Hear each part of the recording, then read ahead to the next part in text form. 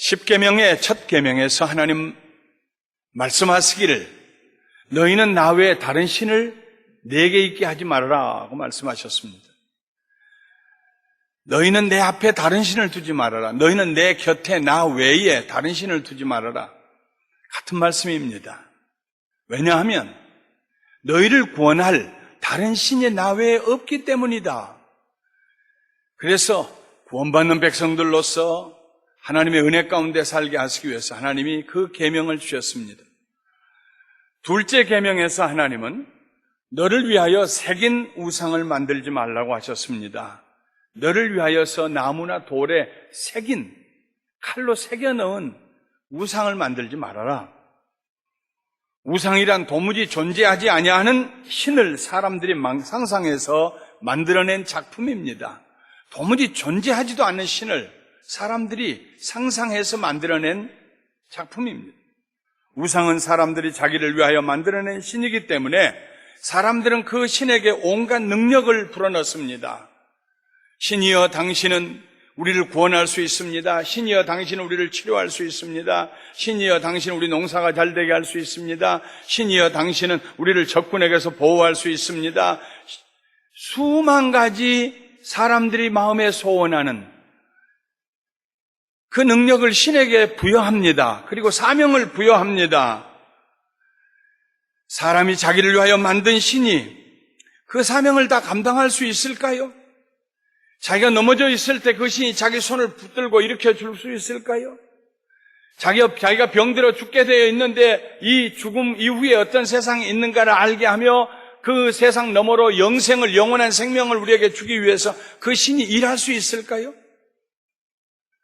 나 죽는다고 소리쳐도 신이 눈 하나 깜짝하지 않습니다. 손끝 하나 움직이지 않습니다. 그건 사람이 만들어서 세워놨기 때문입니다. 저는 어렸을 때부터 참 인생에 대한 생각을 많이 했어요. 역시 사람이 되는 사람은 떡잎부터가 다른 것 같아요. 그때 제가 늘 마음속으로 상상한 생각이 뭐냐면 사람을 밧줄로 묶어가지고 사람을 밧줄로 허리를 묶어서 혹은 다리를 묶어서 자기가 그 밧줄을 들어 올리면 사람이 땅에서 들려 올라갈까? 그 생각을 참 많이 했습니다. 자기가 자기 몸을 밧줄로 묶어가지고 들어 올리면 올려지겠습니까? 신을 만들어서 그 신에다가 사명을 부여하고 능력이 있다고 할 수 있다고 별 생각을 다 거기다 불어넣고 기대를 한다고 그 신이 겨우 사람이 나무에다 깎아 만든 신이 나를 구원할 수 있겠습니까? 성경에 보면 우상이 얼마나 쓸모없는 것인지를 통쾌하게 보여주는 이야기들이 많이 있습니다. 사사시대, 그러니까 지금으로부터 3200여 년 전에 기드온이라는 사람이 있었습니다. 가나안 땅에 들어온 이스라엘 백성들은 너희는 나 외에 다른 신을 두지 말아라 명령하셨음에도 불구하고 가나안 땅에 들어와서 농사를 잘 짓게 해준다는 바알과 아세라 부부신입니다. 그 우상을 숭배하고 음란하게 숭배했습니다. 그 우상은 음란함이 있었어요. 곡식이 무르익어갈 때면은 밤에 가서 아무도 없는데 들판에 나가서 묻지 마 하고 아무나 만나서 음란한 일을 했습니다. 그것을 신에게 제사드리고 신을 기쁘게 하는 일이라고 생각하고 사람들이 자기의 정욕을 표출시켰습니다. 그것이 바알과 아세라 우상입니다. 그러니까 자기네들의 마음에 있는 탐욕과 정욕을 충족시켜 줄 수 있는 아주 좋은 신이어서 그 가나안 땅에 있는 그 신을 수많은 사람들이 섬겼고 이스라엘 백성들도 하나님을 떠나서 그들을 섬겼습니다. 하나님이 그들을 버릴 때마다 이스라엘 백성들이 쫓아냈던 원주민들이 다시 강성해져 가지고 이스라엘을 치고 압제하고 찬탈하고 온갖 수모를 다 퍼붓고 그러면 이스라엘 백성들이 다시 하나님 앞에 회개하고 우리를 구원해달라고 하나님 사사를 보내서 또 구원해 주시고 이런 일이 여호수아가 이스라엘 백성을 가나안에 데리고 들어온 지 200년이 지날 때까지도 계속되었어요. 그리고 그 이후에도 거의 150-60년을 더 그랬습니다. 여호수아 때로부터 시작하면 한 200년이 지났을 때에 그때도 미디안 사람들에게 7년 동안 압제를 당하고 이스라엘 백성들이 살고 있었습니다. 농사를 지어놓으면은 새싹이 푸릇푸릇 돋아날 때에 미디안 사람들이 짐승을 끌고 와서 다 풀 뜯어 먹이듯이 다 뜯어 먹였어요. 어쩌다가 남은 것이 곡식이 되어서 열매를 맺으면 다 빼앗아 갔어요. 짐승들도 가축들도 다 빼앗아 갔어요. 겨우 바퀴퉁이 좀 얼마 남은 거 있으면 그걸 뜯어다가 몰래, 미디안 사람들 몰래 추수를 했어요. 기드온도 그런 것들을 좀 뜯어다가 포도를 밟아서 포도즙을 만들어내는 틀 속에 들어가서 들킬까 봐서 엎드려서 손으로 이삭을 뜯고 있었어요. 하나님의 사자가 나타나서 말씀하십니다. 기드온아, 기드온아, 너는 일어나서 이 백성을 구원하여라. 내 힘을 의지하고 가서 구원하여라.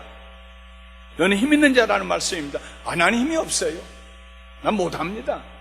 그러나 저러나 하나님이 살아계신다면 옛날에 우리 조상을 애굽에서 인도하시고 홍해를 건너게 하셨다는 그분이 계시면은 어찌하여 이런 일이 우리에게 일어납니까? 사람들은 자기 잘못한 건 몰라요. 하나님께서 기드온을 이리 구슬이시고 저리 구슬이십니다.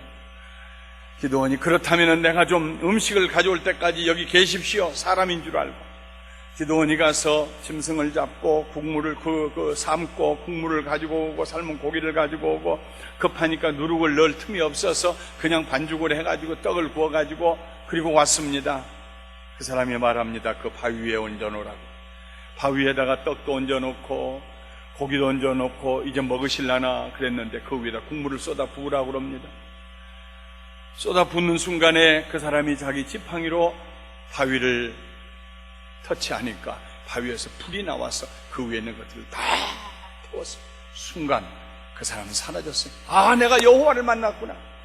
여호와가 여기 계셨구나. 난 이제 죽은 목숨이나 다름없다. 내가 하나님을 배웠다.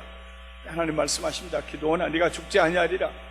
가서 내 아버지 집에 있는 바알의 신당을 헐고 아세라 나무로 만든 그 우상을 도끼로 찍어내고, 너희 아버지 집에, 그 집이 부자였어요.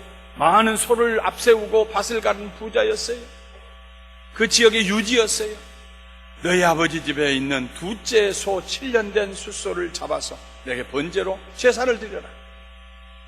그래서 거기서 기드온이 여호와 샬롬, 하나님은 평강이시다 하는 제단을 쌓고 그 밤에 자기 종 10명을 데리고 가서 아무도 몰래 바알의 신당을 다 부셨습니다. 아세라의 나무로 만든 그 아세라 목상을 쪼갰습니다.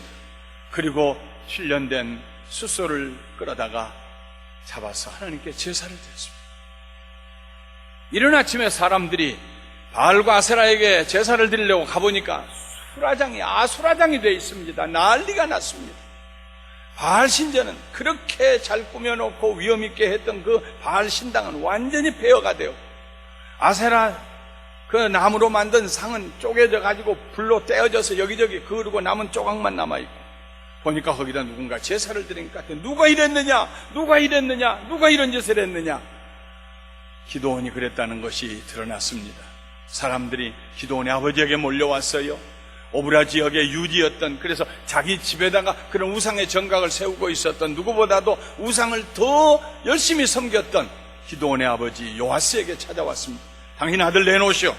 우리가 죽게 하겠소. 신을 이렇게 못 오겠으니 죽게 하겠소. 내놓으시오. 그때 요아스가 자기 아들을 내놓으라고 죽이겠다고 하는 그 사람들에게 이렇게 말합니다. 너희가 바알을 위하여 다투느냐? 너희가 바알을 구원하겠느냐? 그를 위하여 다투는 자는 아침까지, 이 아침에, 오늘 낮에까지도 갈 거 없다.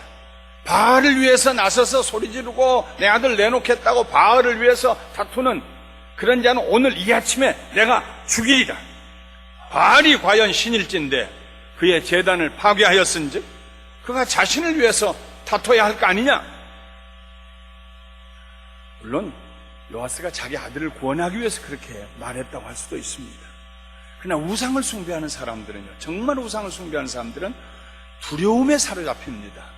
이런 사람들은요, 그 당시에 자식을 죽이는 것도 불사했습니다. 내가 섬기는 신을 이렇게 모독하다니, 내 아들 죽어야 마땅하지, 끌어내려 죽여라, 그렇게 할 수 있어요. 아들 때문에 그런 거 아닙니다. 요아스가 기드온을 보내서 바알 신전을 파괴하고 아세라 목상을 찍어서 불태우라고 하는 그 하나님께서 요아스의 마음을 바꿔주셨어요. 순간적으로 바꿔주셨어요. 요아스가 이렇게 생각했을 것입니다. 그거 참 이상하다. 우리가 그렇게 위대한 능력을 가졌다고 신뢰하고 섬기고 그 앞에 두려워 떨며 제사를 드렸던 바알 신이, 그리고 그의 아내 되는 아세라 신이 정말 살아있는 신이라면은 내 아들이 가서 그렇게 회방치고 난장판을 만들고 찍어서 불에 태우고 그럴 때 왜 가만히 있느냐? 그게 정말 살아있는 신이면은 자기가 나서서 자기를 보호하고 무엇인가 해야 되지 않느냐? 저건 죽은 것이다. 아무것도 아니다. 우리가 이제까지 헛된 것을 섬겨왔구나. 요아스가 하나님의 은혜로 그것을 깨달았을 거예요. 오늘 아침에 바알과 아세라를 위해서 나서서 헛된 소리 하는 사람은 이 아침에 죽임을 당할 거야. 아무나 나와봐. 누가 먼저 죽을래? 아무 소리 못하고 사람들이 흩어졌어요. 그리고 그 기드온을 통하여서 불과 300용사를 가지고 14만 3천을 위대한 사람들 이기고 대승리를 하고 이스라엘 백성들을 건져내고 자유하게 하는 역사를 하나님이 이루십니다. 십계명은 하나님께서 그의 백성들에게 주신 계명입니다. 출애굽과 가나안 정복을 통하여 하나님의 살아계심을 체험했던 하나님께서 그의 백성들에게, 그가 선택한 백성들에게, 그가 사랑하는 백성에게 주신 명령입니다. 그들이 들어가서 살게 될 적과 꿀이 흐르는 가나안 땅에서 그 사람들의 우상을 따라 섬기지 말라고 주신 명령입니다. 그렇게 하면 죽을 것이니 죽지 않기 위해서, 너희가 살기 위해서, 복을 받기 위해서, 망하지 않기 위해서 우상을 숭배하지 말고 나를 사랑하고 나를 섬기며 살라고 주신, 살기 위해 주신 명령입니다. 축복받기 위해서 주신 명령입니다. 그런데 그때로부터 3000년도 훌쩍 지난 지금 이 시대를 사는 우리에게 이 십계명은 무슨 상관이 있을까요? 예수님을 믿는 우리들은 우상을 숭배하지 않습니다. 오늘 예배 끝나고 난 다음에 집에 가서 몰래 다락에서 우상 내려가지고 그 앞에 절할 사람 없을 것입니다. 그러면 이제 이 두 번째 계명은 폐기 처분해도 될까요? 아닙니다. 여전히 유효한 명령이요, 여전히 우리를 축복하시려는 하나님의 진심에서 우러난 명령입니다. 오히려 과거 어느 때보다도 이 계명의 중요성을 우리가 깨달아야 할 때입니다. 너를 위하여 새긴 우상을 만들지 말고, 또 위로 하늘에 있는 것이나 아래로 땅에 있는 것이나 땅 아래 물속에 있는 것에 어떤 형상도 만들지 말며 그것들에게 절하지 말며 그것들을 섬기지 말라. 이 명령의 핵심은, 이 말씀의 핵심은 너는 너를 위하여 우상을 만들지 말고입니다. 너를 위하여, 너는 너를 위하여. 우상은 자기 자신을 위하여 자기가 만든 것입니다. 나를 위하여서 내가 원하는 것은 무엇이나 해줄 수 있고, 그것에 나의 장래를 의탁할 수 있으며, 그것이 어떤 상황에서든지 나를 구원해 줄 수 있고 각종 위험에서 나를 보호해 줄 수 있다고 확신하는 그런 것들을 내가 만들고, 그런 것들을 내가 섬기고, 그런 것들을 의지한다면 그것이 곧 우상숭배라는 말입니다. 우리가 가장 손쉽게 의지할 수 있는 대상은 물질입니다. 경제력만 있으면 무엇이든지 할 수 있다고 생각하면서 우리는 우리 자신을 위하여서 부를 축적해 갑니다. 만일 그 물질이 우리를 위한 구원자가 될 수 있다, 무엇이든지 할 수 있다, 그렇게 생각하고 의지한다면 그 물질이 우상 숭배가 될 것입니다. 예수님께서 한 번은 비유를 들어 이렇게 말씀하셨습니다. 한 부자가 있었는데 그의 농사를 지어 밭에서 소출이 풍년이 들어서 몇 갑절이, 평년에 몇 갑절이 수확되었습니다. 쌓아둘 곳이 없었습니다. 그래서 이 부자가 마음속에 생각합니다. 어떻게 해야 되나? 저거 밖에 놔두면 다 썩을 터인데 내가 이렇게 해야겠다. 있는 곳간을 헐고 더 크게 확장해야겠다. 또 새로 지어야겠다. 거기에 내 모든 곡식과 물건을 쌓아두리라. 내가 내 영혼에게 말하기를, 영혼아, 내 영혼아, 내 영혼아, 여러 해 쓸 물건을 많이 쌓아두었으니 평안히 쉬고 먹고 마시고 즐거워하자. 금년에도 이렇게 몇 갑절이 수확이 되었는데 내년에도 또 몇 갑절이 수확이 되고, 와, 기하급수적으로 불어나는구나. 문제없다. 내 영혼아, 먹고 마시고 즐기다 쉬자. 그때 하나님께서 말씀하시기를, 어리석은 자여, 오늘 밤에 내 영혼을 도로 찾으리니 그러면 네 준비한 것이 누구의 것이 되겠느냐 하셨으니, 예수님 말씀하십니다. 자기를 위하여 재물을 쌓아두고 하나님에 대하여 부여하지 못한 자가 이와 같으니라. 자기를 위하여. 우상은 자기가 자기를 위하여 만든 것입니다. 자기를 위하여 재물을 쌓아두고 하나님을 향해서는 아무 관심이 없는 사람. 물론 우리는 열심히 일해야 되고 경제적 여유를 가져야 합니다.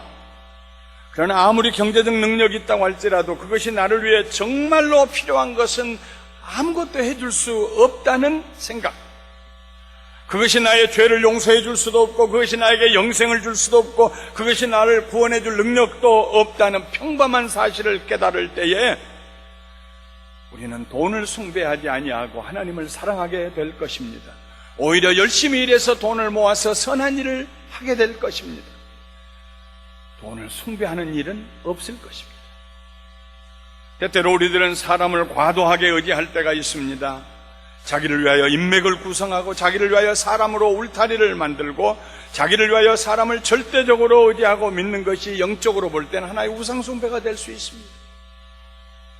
한국에 나가면 지금도 내 동창들이 줄을 지어서 모여듭니다. 30년 만에 나가니까 한번 그랬지.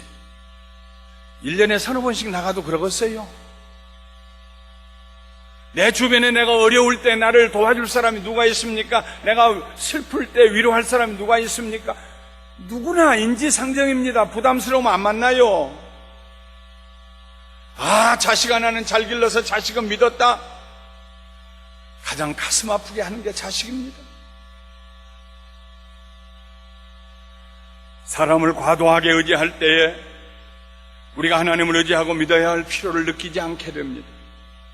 사도 요한은 예수님께서 사람들에 대해 어떠한 자세를 지니고 계셨는지를 이렇게 기록하고 있습니다. 6월절에 예수님께서 예루살렘에 계시니 많은 사람들이 그의 행하시는 표적을 보고 그의 이름을 믿었으나, 많은 사람들이 와, 선생님 그저 눈짓 한 번만 하십시오. 우리가 혁명을 일으키겠습니다. 나라를 세우겠습니다. 당신을 왕으로 모시겠습니다. 많은 사람들이 예수님을 믿고 예수님으로 몰려들었습니다. 그러나 예수님은 그 몸을 그들에게 의탁하지 아니하셨으니 이는 친히 모든 사람을 아심이요 또 사람에 대하여 누구의 증언도 받으실 필요가 없었으니 이는 그가 친히 사람의 속에 있는 것을 아셨습니다. 얼마나 이기적이며 얼마나 기회주의적이며 얼마나 두려움에 떨며 얼마나 계산 속이 빠르고, 사람을 지으신 하나님, 성자 하나님 예수님께서 사람을 아셨어요. 그들의 속을 알고 계셨어요. 그래서 사람을 의지하지 않으셨어요. 늘 제가 드리는 말씀입니다만 사람은 사랑의 대상이지 믿음의 대상이 아닙니다. 믿음의 대상은 우리 주 예수 그리스도 한 분밖에 안 계십니다. 믿음의 주여 또한 우리의 믿음을 온전케 하실 예수 그리스도를 바라보죠. 사람을 의지하고 사람을 바라보고 사람에게 모든 소망을 걸고 나가는 것은, 그것은 내가 나를 위하여서 무언가를 만들어가는 거죠.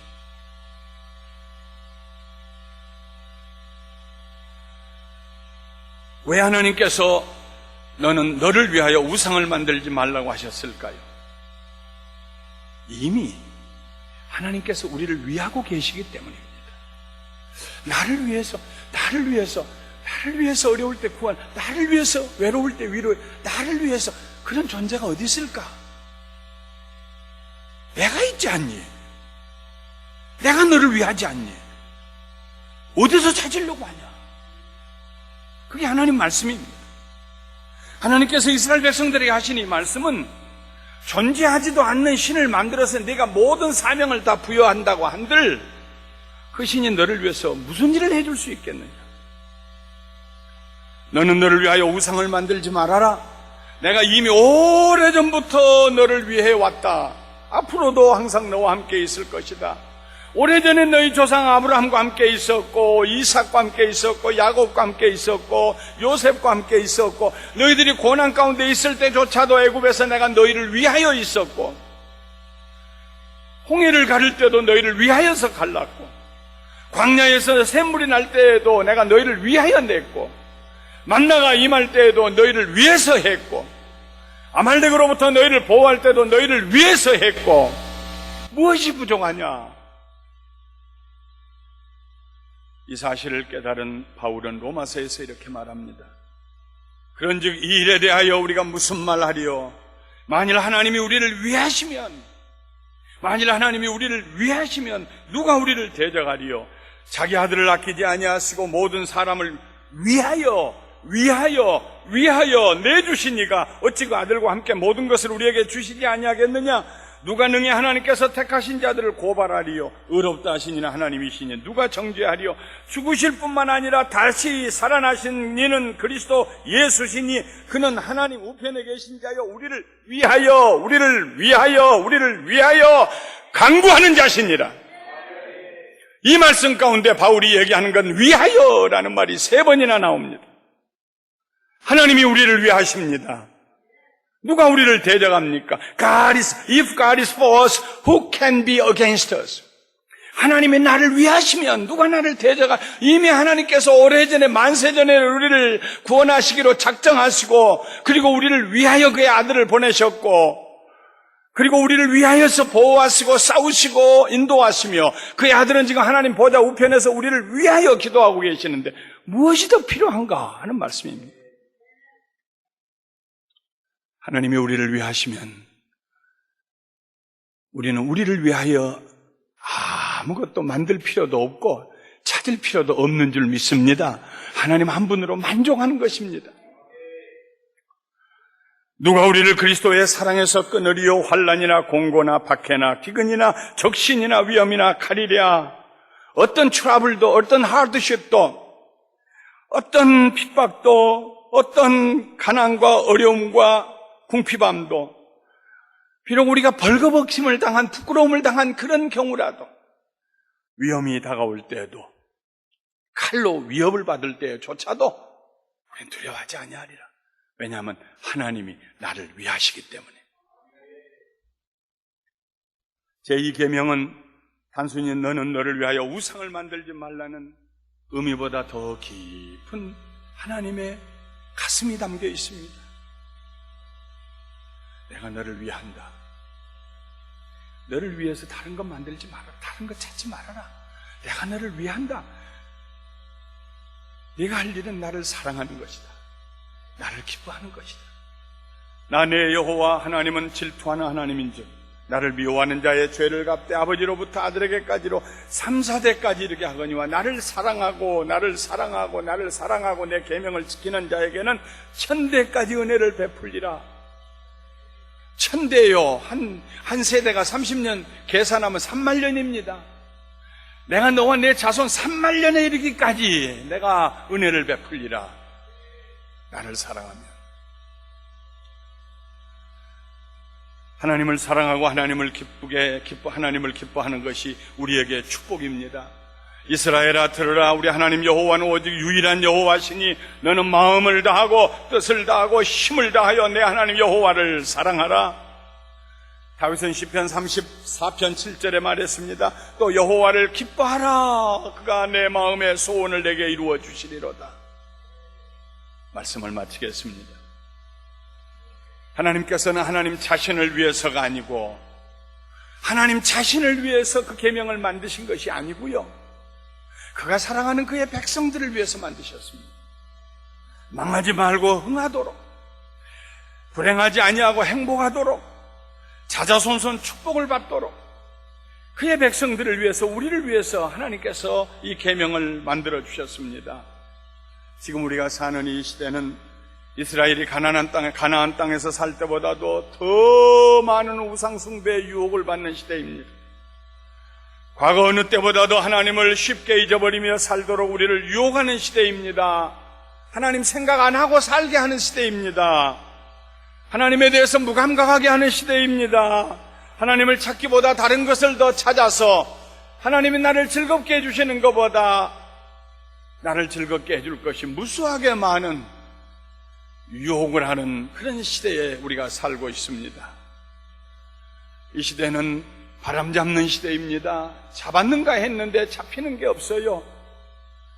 인생을 살았던 그 사람을 찾아가서, 오랜 인생을 살았던 사람을 찾아가서 물어봅니다. 무엇을 이루셨습니까? 무엇을 잡으셨나요? 잡은 게 없어요. 바람 잡는 것과 같아요. 헛된 것을 찾아 한평생을 소모했습니다. 이런 사람들이 얼마나 많습니까? 자기가 자기를 위해 줄 수 있는 신을 찾아서 만들고 그 신의 성품을 불어넣고 그 신의 사명을 주고 그렇게 인생을 살았던 사람들. 그러나 막상 그가 정작 필요로 하는 구원이나 영원한 생명이나 기쁨이나 능력이나 권세나 원수를 사랑할 수 있는 사랑이나 이런 것들은 주지 못합니다. 그러나 우리 하나님은 변함이 없으십니다.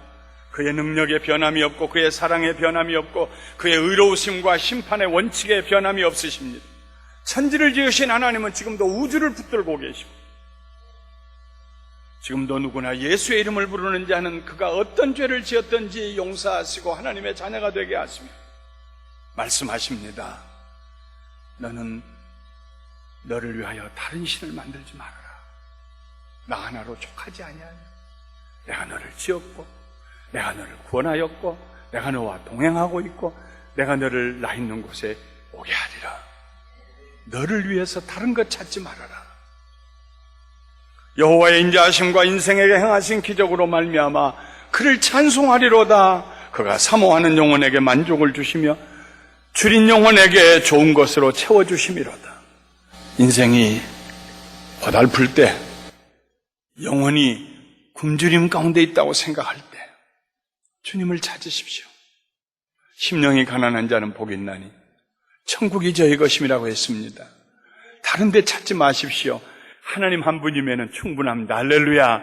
하나님이 우리를 위하십니다. 우리를 위할 무엇을 또 만들 필요가 있습니까? 하나님만 사랑하고 하나님만 의지하며 하나님께 영광 돌리며 살기를 주님의 이름으로 축원합니다.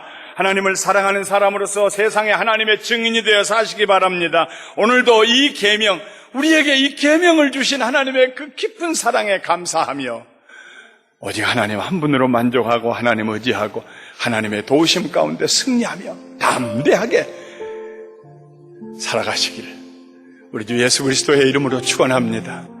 축원합니다. 축원합니다.